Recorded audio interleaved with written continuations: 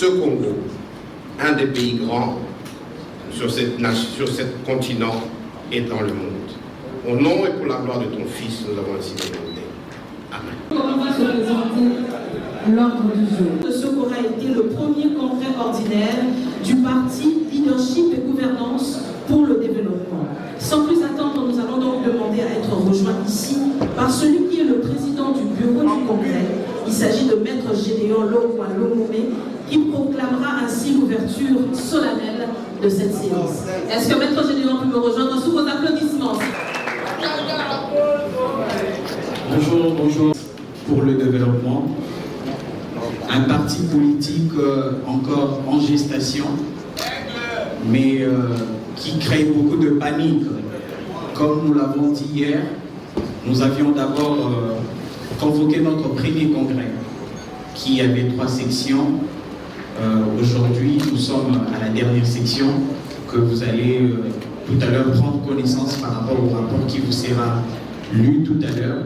Alors, nous étions en train de le dire hier, c'est qui s'entretient pour avoir un souvenir facile. Vous savez, à chaque fois qu'un leader est né, il y a toujours un grand chef qui essaie de le tuer. Vous voyez, quand Moïse est né, il y a un pharaon qui a dit que voilà, il faut exterminer Moïse alors qu'il n'était qu'un bébé. Jésus, quand il est né, eh ben, il fallait le tuer alors qu'il n'avait que 2 ans. Ainsi, nous qui avons participé à la naissance de LGD, nous avons vu la présence d'Hérode partout. Mais gloire soit rendue à Dieu, LGD est sauvé. Est-ce qu'on peut acclamer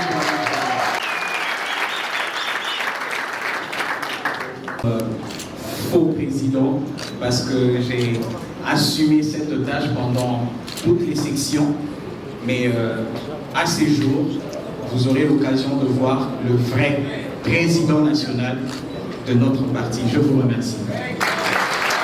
Du rapport général des travaux du Congrès, des travaux issus du Congrès qui s'est tenu donc ici à Kinshasa. Puis nous passerons également à la lecture de la déclaration du Congrès sur les violations répétitives des droits humains dont le président du parti est victime. Et enfin, nous procéderons à la remise solennelle du rapport général issu des travaux du Congrès, ainsi que de l'étendard en signe de remise de pouvoir par le président du Congrès au président élu du parti. Sans plus attendre, je vais donc demander à être rejoint ici par le pasteur Nicolas Kalanga Lilwa, qui nous avait donc eu l'honneur de faire la prière d'ouverture. Je rappelle qu'il est le délégué du Sud Kivu, afin de procéder à la lecture du rapport général des travaux issus du Congrès. Premier congrès ordinaire du parti Leadership et Gouvernance pour le développement LGT. Du 1er mai au 3 mai 2022, tenu à Kinshasa.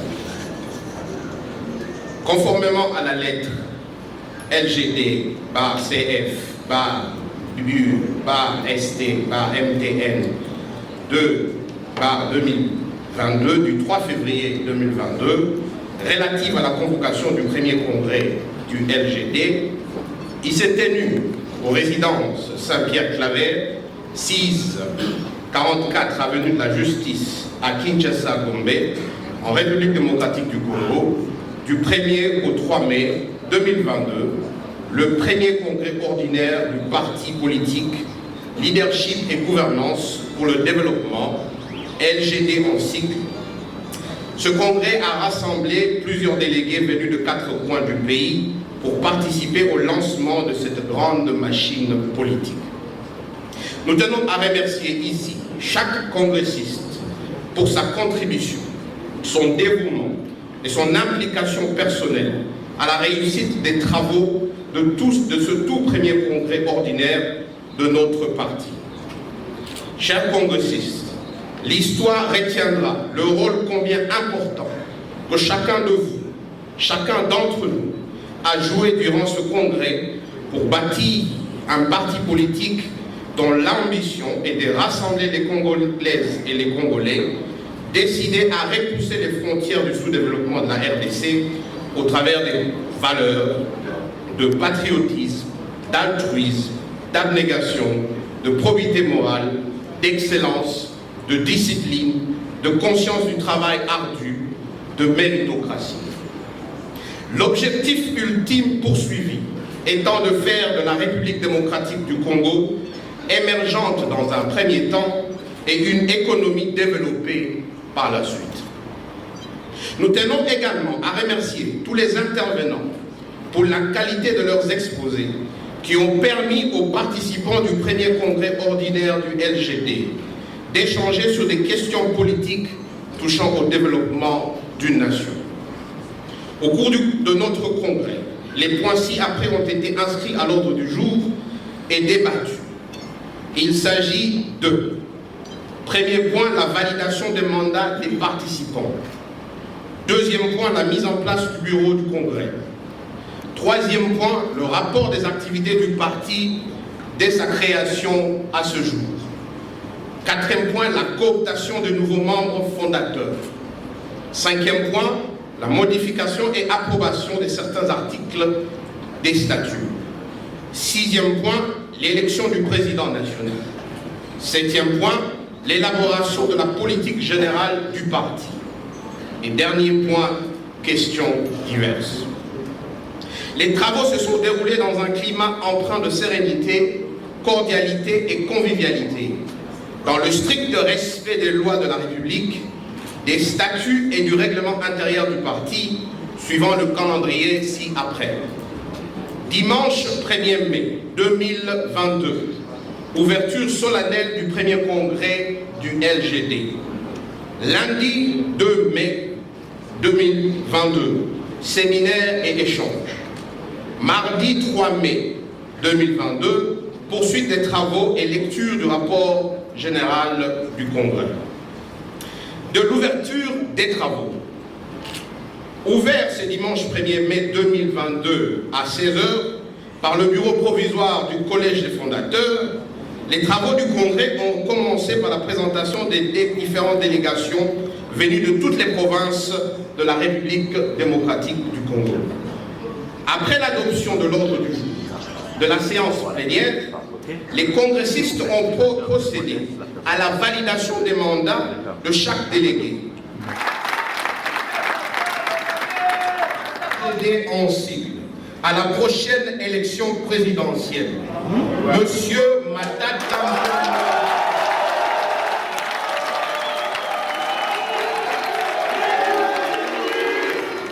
Monsieur Kamala Manikou Franklin, Monsieur Kelangalilwa Nicolas. Résolution numéro 2. A été élu président national du parti Leadership et Gouvernance pour le Développement, LGD en sigle, Monsieur Matata Mpogno Mapon. Ce dernier a reçu mandat de redynamiser le LGD et de lui faire bénéficier d'une plus grande value politique, technocrate et managériale. Pour le développement, LGD en sigle, à la prochaine élection présidentielle, Monsieur Matata Mpogno Mapon. Émergente dans un premier temps et une économie développée par la suite par un leadership de qualité et de bonne gouvernance. Ont été modifiés sous résolution numéro 4 certains articles du statut du parti, à savoir l'article 4 alinéa 1, les articles 5, 11, 40, 41 et 46, portant respectivement sur la localisation du siège, la devise et l'emblème, l'idéologie, la composition du directoire national, ainsi que les attributions du président national. La réécriture des articles précités figure dans l'appendice. Des séminaires et échanges. Au cours de la journée du lundi 2 mai 2022, les congressistes ont été entretenus avec brio sur certaines thématiques qui ont fait l'objet des échanges avec les intervenants. Ainsi, tour à tour, les exposés du jour ont porté sur 1. Les partis politiques en RD Congo, un atout pour le développement démocratique. Si la prolifération des partis politiques en République des acteurs politiques, toutes nos langues nationales avec des expressions telles que Maya Kounia en français de l'eau à boire, Tandola Batoka, Batoko, Otelenat est payé, Kunchibula Nkwasa, Casser la chaise est payé, et j'en passe. Pour terminer, l'intervenant a recommandé que le LGD se distingue des autres partis politiques par un recours au patriotisme en invitant le Congolais et les Congolais et Congolaises à un changement durable de mentalité et à une culture d'altruisme. Le LGD devra promouvoir les valeurs telles que l'abnégation, la probité morale, l'excellence, la discipline, la conscience du travail dur, la méritocratie, et j'en passe. Le deuxième orateur, le deuxième exposé, dont le titre était la présentation du parti politique Leadership Governance par la présentation. Leadership et gouvernance pour le développement LGD en cycle. Réunis à Kinshasa en session ordinaire du premier congrès de notre parti, tenu du 1er au 3 mai 2022, exprimons nos vives indignations. Je disais bien, exprimons nos vives indignations et notre frustration au sujet de violation flagrante des droits et libertés fondamentaux ciblés par le président national de notre parti, les camarades professeurs Augustin Matata Paul-Mapon, dans le dossier politico-judiciaire ouvert à sa charge. Pour rappel, ces différentes violations concernent le dossier ci-après. Parc agro-industriel de Bukabalonzo et l'indemnisation de victimes des biens réalisés.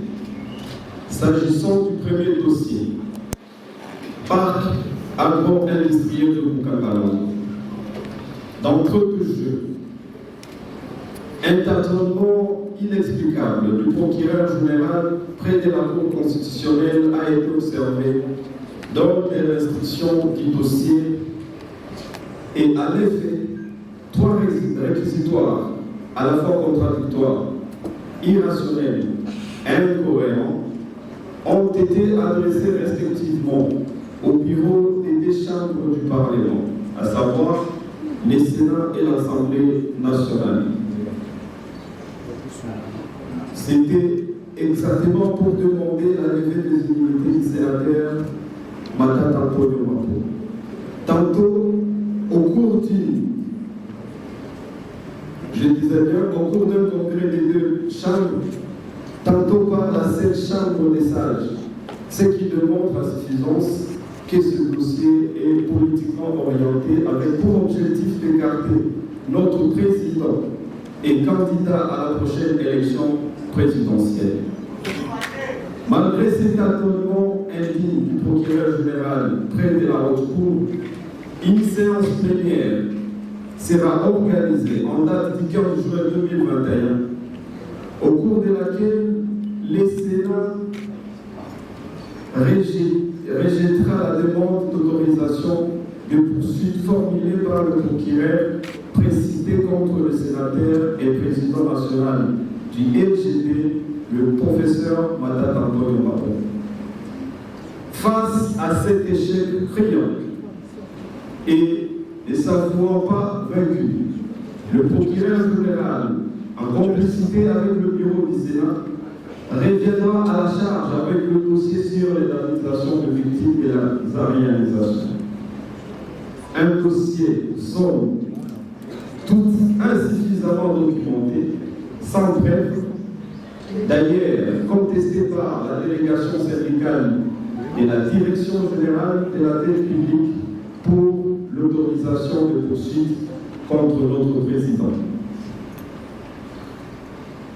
Contre toute attente et au mépris des dispositions du règlement intérieur du Sénat, le bureau autorisera la levée des immunités alors que la requête du procureur général ne s'est limitée qu'à la seule autorisation de poursuite contre le sénateur Matata Paul-Mapon, président national de notre parti.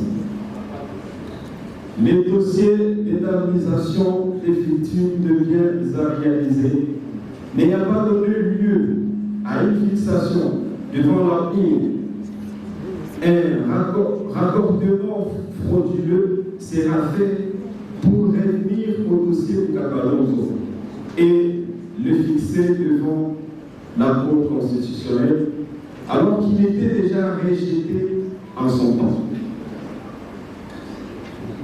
Devant le droit, la Cour constitutionnelle se déclara incompétente en premier et dernier ressort par son arrêt numéro RP 0001 du 15 novembre 2021 évoquant son incapacité constitutionnelle de juger un ancien Premier ministre. En conséquence, et conformément à l'article 168 de la Constitution qui stipule que les arrêts de la Cour constitutionnelle ne sont susceptibles d'aucun recours et ne sont immédiatement exécutoires. Ils sont obligatoires et s'imposent au pouvoir public et à toutes les autorités administratives et juridictionnelles, civiles et militaires, ainsi que certainement les recours des officiers politiques et la manœuvre. Madame la ministre d'État, ministre de la Justice et garde de Sceaux, commet l'irréparable en faisant injonction au procureur général près de la Cour de cassation d'accélérer les traitements du dossier de Cabalonzo, lui transmis selon les réquisitoires numéro 14 229 RMPI 0001 PG.C.cons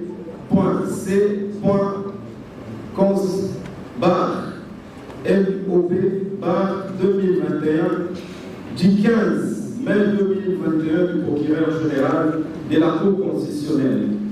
Le procureur près de la Cour de cassation lui avait transféré le dossier pour disposition et compétence.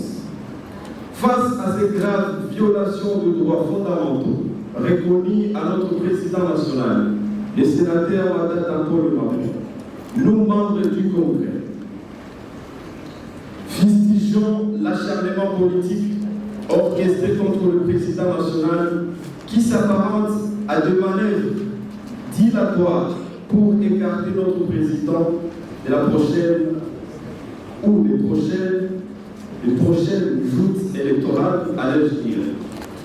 Dénonçons la violation flagrante de son domicile par les éléments de la police nationale congolaise, alors que l'article 29 de la Constitution consacre l'inviolabilité du domicile. Dénonçons avec la dernière énergie la privatisation de liberté de mouvement de notre président, alors que tous les prévenus cités dans l'affaire de Cabalonzo et l'affaire de biens à réaliser peuvent librement se mouvoir aussi bien à l'intérieur qu'à l'extérieur du pays. De celui que nous allons très prochainement appeler le candidat présidentiel.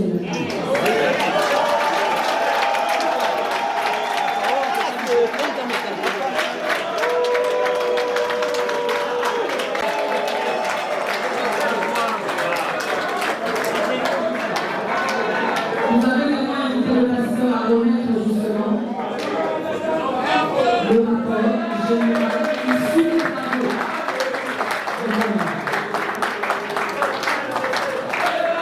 Mesdames et messieurs, avant d'accorder la parole à celui qui est désormais titres qualifiés respectifs, distingués invités, chers mesdames et messieurs les congressistes, en vous remerciant tout d'abord d'être venus si nombreux, je voudrais ensuite vous remercier de m'avoir associé à ce congrès pour y exposer sur un thème qui me passionne depuis longtemps, un thème sur le leadership, la bonne gouvernance et les progrès des nations. Pour avoir été directeur général du BCECO de 2003 à 2010, ministre des Finances de 2010 à 2012, Premier ministre de 2012 à 2016, je me suis en effet rendu en l'évidence qu'il n'existe aucun chemin qui mène à la prospérité sans passer par le chemin du leadership et de la gouvernance.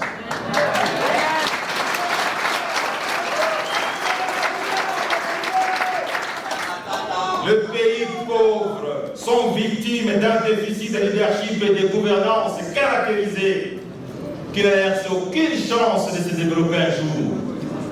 Par contre, tout indique que c'est grâce au leadership et une gouvernance de qualité que les économies occidentales et orientales se sont développées jusqu'à dominer le monde comme on le voit aujourd'hui.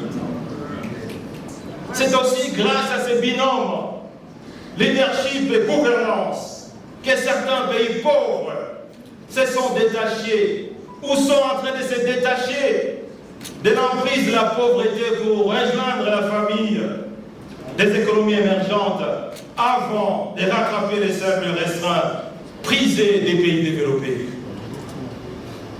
Rien n'empêche à la RDC de prendre aussi ce chemin glorieux, mais combien difficile. Pour que notre pays a réalisé le meilleure performance économique et sociale de son histoire depuis 1960. C'était pour la période 2012-2016, alors que j'étais encore Premier ministre, principalement à cause d'un leadership et d'une gouvernance de qualité.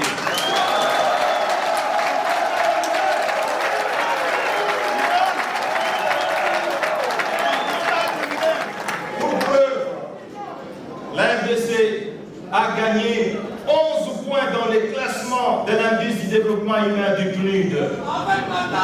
C'était la première fois, chers amis, dans l'histoire de cette institution spécialisée des Nations Unies, qu'en une année, un pays réalisait à 50 ans un tel saut qualitatif de ses indicateurs socio-économiques.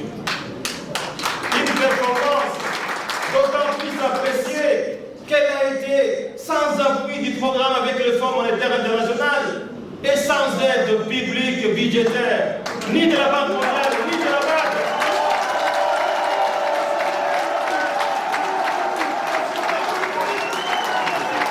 C'est pour dire, chers amis, c'est pour dire que tout est possible avec un leadership et une gouvernance de qualité. Voilà pourquoi, au terme de mes fonctions de Premier ministre en 2016, je me suis investi dans le domaine de la recherche scientifique pour savoir quel type de relations existent effectivement entre le leadership et le développement.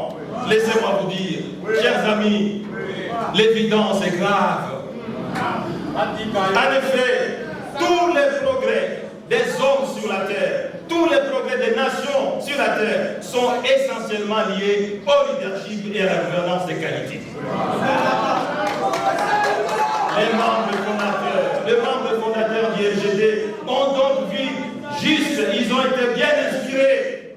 Je ne peux que le féliciter pour cette initiative historique qui devra s'étendre, je l'espère, dans l'ensemble du continent africain.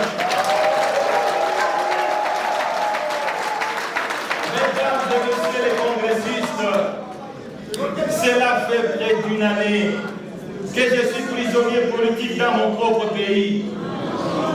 Car depuis le 9 mai 2001, date de mon retour volontaire à Kinshasa, malgré une menace judiciaire, qui relevait et qui relève toujours d'une cabale politique, le procureur général, près de la Cour constitutionnelle, maintient mon interdiction de quitter la ville de Kinshasa pour tout déplacement à l'intérieur comme à l'extérieur du pays. Même lorsque les sénateurs ont refusé d'élever mes immunités parlementaires pour être poursuivi en justice et donc j'étais libre, le procureur général ici cité, en complicité avec le tout-puissant président du Sénat,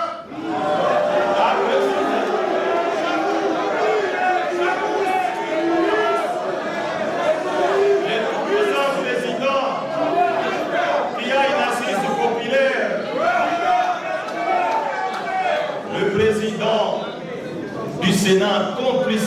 avec le procureur, ont refusé de remettre les droits des mouvements. Il fallait, chers congressistes, chers participants, qu'on trouve un nouveau dossier pour expliquer l'interdiction des mouvements de M. Matata. Voilà pourquoi ils ont inventé les dossiers de biens réalisés. Cela fait près d'une année que je suis l'objet de poursuites judiciaires en violation flagrante de la Constitution et des lois de ce pays. Comme l'a su démontrer la Cour constitutionnelle le 15 novembre 2021, toutes les poursuites judiciaires engagées à mon endroit ont été jugées anticonstitutionnelles.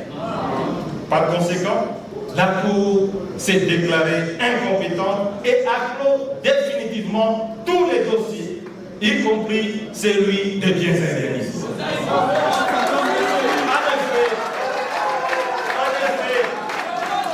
Conformément à la Constitution de notre pays, la loi suprême, à son article 168, alinéa 2, tout acte déclaré non conforme à la Constitution est nul de plein droit. Toutes les actions initiées contre moi par le procureur général près la Cour constitutionnelle sur les dossiers Bukangalozo et biens réalisés ont été donc qualifiées de non conformes à la Constitution et donc nul de droit. Même permet les pouvoirs politiques et judiciaires de ce pays, pour me contraindre à accepter le droit, ont décidé de m'interdire de voyager dans mon propre pays sans qu'il y ait une décision de justice justifiant une telle atteinte aux libertés fondamentales.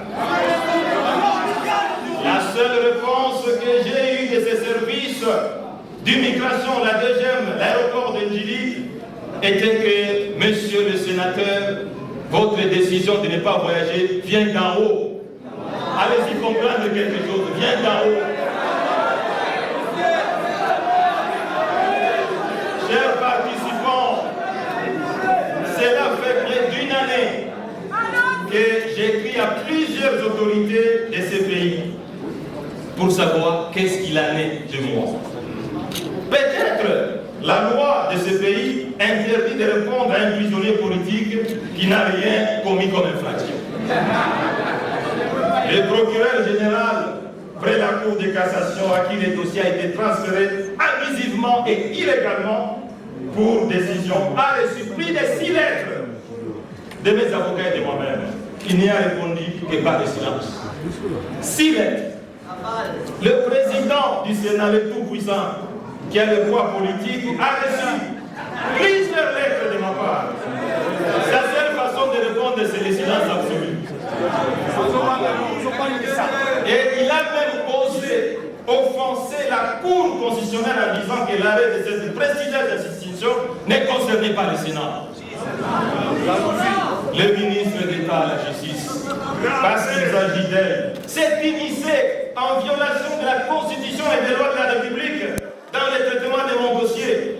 Elle a reçu 2 lettres et elle a classé ça sans y répondre.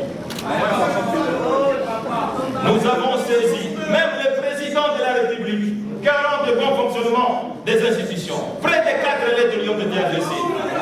Aucune réponse ne nous a été donnée. La Cour constitutionnelle a clos définitivement ce que vous devez savoir, tous les dossiers. Par ailleurs, la Cour de cassation s'étant déjà déclarée incompétente et dans l'impossibilité de se dédire au risque de violer la Constitution et la loi organisant son propre fonctionnement. Comme vous l'avez vu hier, dans les réseaux sociaux et dans la presse, une lettre a été dévoilée dans laquelle le procureur près la Cour de cassation écrivait au chef de l'État que le dossier est clos définitivement, qu'il n'y a pas moyen de poursuivre, monsieur le Président, le Premier ministre honoraire, M. Matata.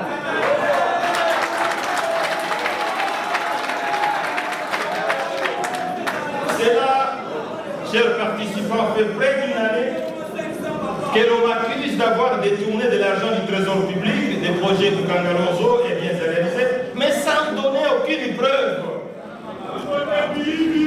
Parfois, ce sont des pseudo-preuves, ce qui est inacceptable. Pour les dossiers Bukangalozo, retenez bien. L'inspecteur général des finances dira que c'est le responsable du projet Boukangaroso, un Sud-Africain, qui m'avait remis de l'argent. Le fameux procureur général près la Cour constitutionnelle reprendra dans son acquisition qu'effectivement c'est ce même Sud-Africain qui avait la gestion de ce projet qui m'a remis de l'argent. Mais quelle n'a pas été la grande surprise?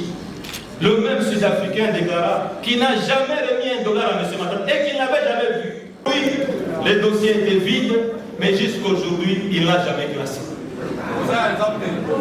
En somme, il se dégage, chers participants, chers membres, chers congressistes, que depuis que j'ai été directeur général du BCECO jusqu'à devenir Premier ministre, je n'ai jamais subtilisé $1 du trésor public.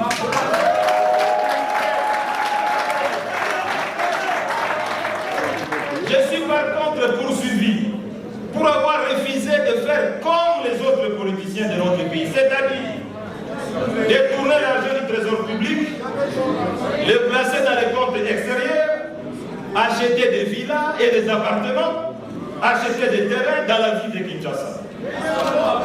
Je suis donc poursuivi pour avoir refusé de construire comme eux, juste pour tromper les yeux de la population, des écoles, des hôpitaux et des universités en briques d'aube et en paille, comme vous le connaissez.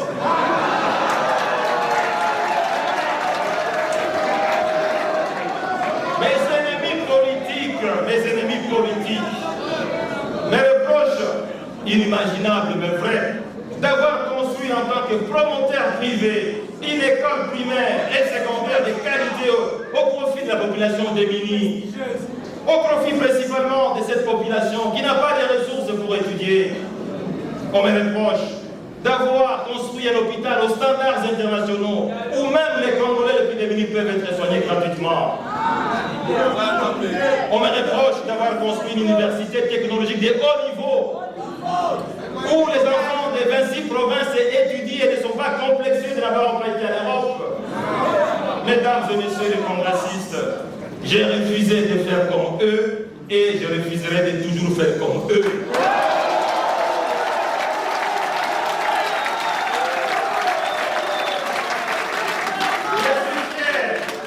Je suis fier parce qu'étant né d'une famille pauvre,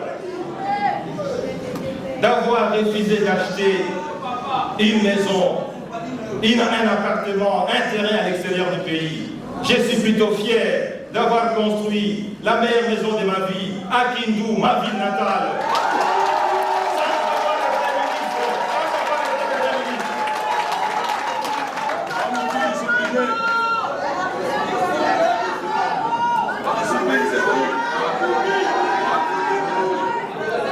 Chers camarades, certains de ces politiciens instrumentalisent scandaleusement les institutions de la République qu'ils dirigent en violation de la constitution des lois du pays.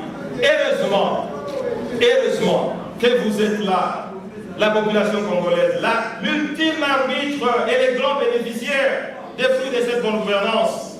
Vous avez compris par votre mythisme légendaire les motivations profondes de ces poursuites judiciaires qui ne sont que revanchards des politiques. Acharnement. Sinon, comment comprendre que ceux qui ont systématiquement pillé ce pays et détourné des dizaines et des centaines de millions de dollars, et pour qui les preuves sont établies, et ils sont connus de tous, mais ces gens sont là, en train de circuler et de voyager, aussi à la vie de tout le monde.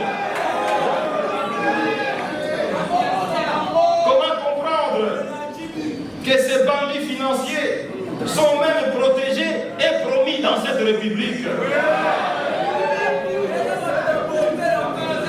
Chers amis, cela fait près d'une année que l'on cherche à tout prix à me jeter en prison sans aucune preuve. Tout simplement parce que j'ai refusé d'obéir à certaines instructions. Et la population congolaise se pose la question. Sur base de quels critères va-t-on arrêter M. Matata? Si c'est à cause du montant détourné, mais il y a des gens qui ont détourné plus d'1 milliard de dollars dans ce pays. Et on les connaît. Mais pourquoi on ne les poursuit pas? congressiste, parce que j'ai un rêve comme celui de Nelson Mandela Madiba.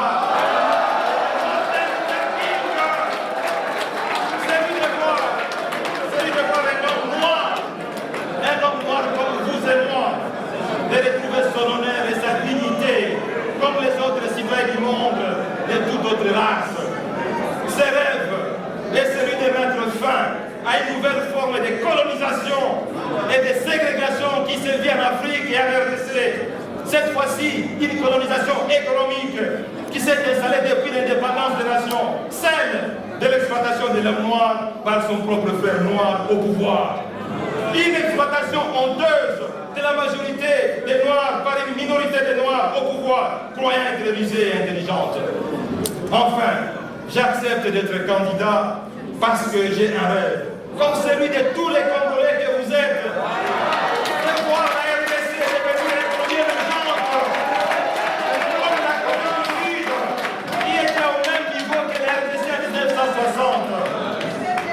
Ce rêve est aussi possible parce que les performances économiques exceptionnelles réalisées par la RDC entre 2012-2016, quand j'étais Premier ministre, ont fait rêver le monde, ont fait rêver les Congolais. Et j'ai été invité à travers le monde pour expliquer les causes mythiques de cette performance.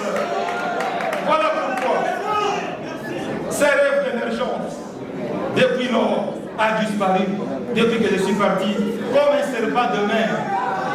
Croyez-moi, messieurs les congressistes, les LGD, notre parti peut contribuer au rétablissement de ces rêves. Ces rêves de grandeur, chers participants, chers congressistes, ces rêves de grandeur est indispensable à tous les citoyens du monde. En effet, c'est le type de rêve des leaders est capable de mettre notre pays sur la trajectoire de l'émergence. C'est bien ce rêve qui a produit Patrice Emery Lumumba, dont les idées révolutionnaires et la passion de l'indépendance du continent et de l'Afrique ont fait vibrer les continents et le monde. C'est bien ce rêve des grandeurs qui a produit Simon Kimbangu, dont la hauteur spirituelle et les croyances religieuses exceptionnelles sont connues mondialement. C'est bien ce rêve qui a produit Anaris Nengapeta, martyr de la pureté, dont l'attachement, l'intégrité jusqu'au sacrifice physique marquera jamais l'histoire du pays et du monde. C'est bien ce rêve de grandeur qui a produit tous les savants, Denis Mukwege, prix Nobel, dont l'abnégation et les dons de soi au profit des femmes victimes de violences sexuelles ont été reconnus mondialement. C'est bien ce rêve de grandeur qui a produit aussi des grands scientifiques comme Marco Kalenga, Vumbio Kamundibe, Marcel Liaouebois, dont la notoriété due à leurs compétences reconnues et leur intégrité morale est allée au-delà des frontières nationales. C'est bien ce rêve de grandeur qui a produit des grands musiciens comme Kabassé de Tchabala, Grand Calais, Rochero Taboulé, Chungu Wemba, Yodi Papa Wemba, dont la musique a fait danser le monde entier.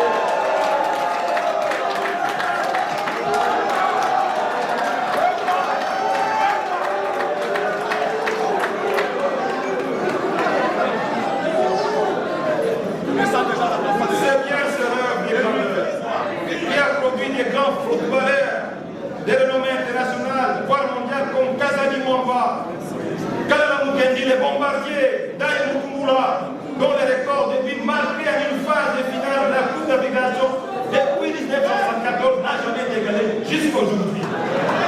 Mesdames et messieurs les congressistes, chers participants, ces rêves de grandeur, pour qu'ils deviennent une réalité, doivent être portés par un parti politique comme les nôtres, les LGD, qui a une vision claire, des objectifs précis et ayant pour mission de mobiliser l'ensemble du peuple pour son destin commun et glorieux fondé sur l'accomplissement total de chaque individu. Ces rêves de grandeur doivent être fondés sur le changement, voire la rupture, changement du paradigme social congolais actuel qui porte les germes propres du sous-développement et qui ne peut maintenir le pays qui est dans la pauvreté. Vous, Congolais, qui n'avez jamais adhéré à un parti craignant d'être déçus, vous qui pensez que la politique est synonyme des antivaleurs, de la corruption, des détournements, votre parti est arrivé. Il s'appelle les LGD.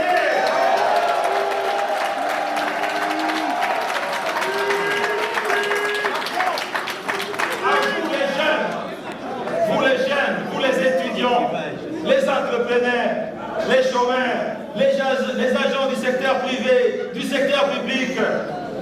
Vous qui avez l'avenir de ce pays, vous les jeunes, prenez courage et décidez dès cet instant d'adhérer au LGD pour être capable de façonner votre avenir et d'être maître de votre destin. Les LGD est le seul parti qui vous permettra d'accomplir vos rêves de jeunesse, de voir dans ce pays vivre l'émergence d'un pays, l'émergence d'une économie. Dans les 30 ans qui viennent, ce rêve de voir la RDC devenir un pays développé dans 60 ans, 80 ans, c'est possible. Vous pouvez le vivre si vous décidez aujourd'hui d'appartenir au LGD. Vous les parents, hommes et femmes, chômeurs, agriculteurs, indépendants, fonctionnaires, agents du secteur privé, public, vous qui voudrez donner un sens au reste de votre vie, vous qui voudrez contribuer au bonheur de vos enfants, vous n'avez plus qu'un seul choix, c'est d'adhérer au LGD. Ensemble, comme une famille solide, jeunes et vieux, hommes et femmes, nous allons travailler